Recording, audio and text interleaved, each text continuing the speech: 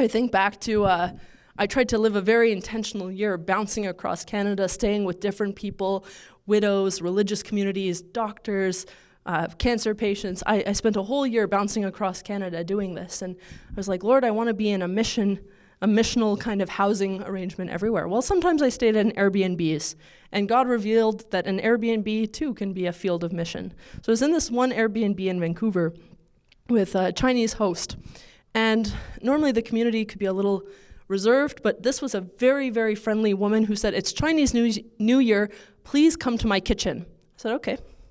So I sit down, and this was a big house with many rooms, and there was also a Turkish guest staying with her for a few weeks as he worked on his accreditation in Canada. So I sit down, it's me, the Chinese woman, and Turkish guy, and we're sitting down for Chinese dumplings. Airbnb is great. And of course the question comes, what do I do for work? Well, I prevent euthanasia and I encourage hope.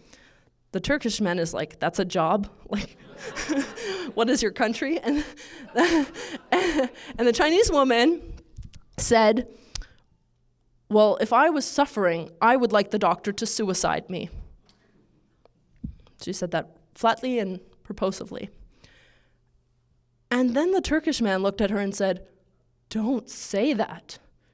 Don't talk like that. You are really scaring me. I like you.